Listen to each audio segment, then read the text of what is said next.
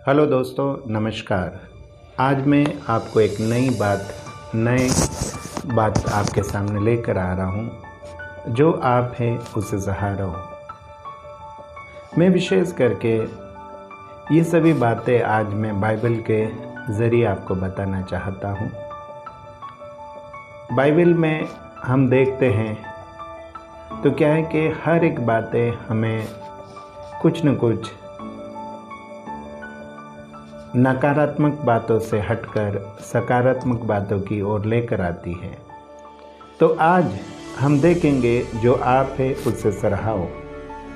Bible के वचन में जब हम देखते हैं, बाइबल की किताब जो नए नियम में है, फिलेमोन की पत्री अध्याय 1 वचन 6, ताकि तेरे विश्वास का बताया जाना प्रभावी हो, हर उस अच्छे वस्तु को पहचानने के द्वारा जो मसीह यीशु में तेरे अंदर है।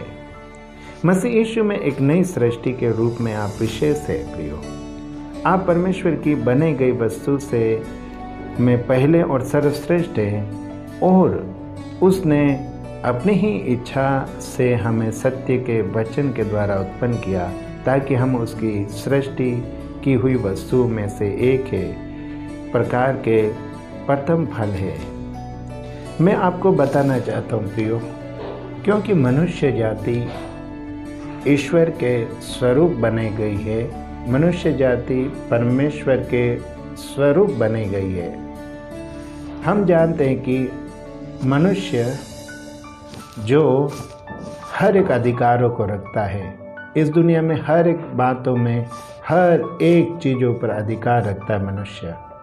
क्योंकि प्रियो, मैं आपको बताना चाहता हूँ, केवल संसार में मनुष्य ही परमेश्वर की एक ऐसी कृति है, उसके ज़रिए परमेश्वर बात करता है। परमेश्वर उनसे मिलता है और परमेश्वर चाहता है कि मनुष्य उसकी आराधना करे। लेकिन इस संसार में मनुष्य ने बहुत सी ऐसी चीज़ों को जो बेजान हैं, उनके जो जान नहीं है, उनको वो मानने लगा।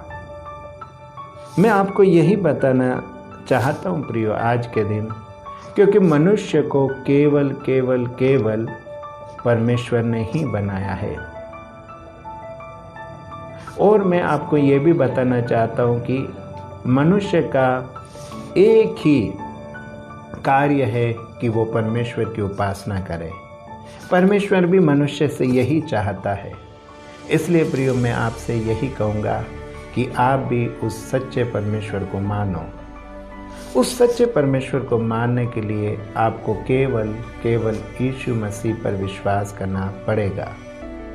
मैं आपको एक छोटी सी बात बताना चाहता हूँ। मनुष्य परमेश्वर के पास नहीं पहुँच सकता, क्योंकि पाप के कारण, बीच में एक खाई आने के कारण मनुष्य परमेश्वर के पास नहीं पहुँच सकता। लेकिन जैसे ही वो यीशु मसीह को ग्रहण करता है, तो उसके लिए एक पुल तैयार हो जाता है, जो पाप हट जाते हैं और वो परमेश्वर से डायरेक्टली मिल सकता है। इसलिए मैं आपसे यही कहूँगा कि बगैर मसीह को जाने बगैर उस सच्चे परमेश्वर को आप नहीं जान सकते। इसलिए मैं आपसे यही कहूँगा कि आप यीशु मसीह को जानो, उसको पहचानो, उस पर विश्वास करो।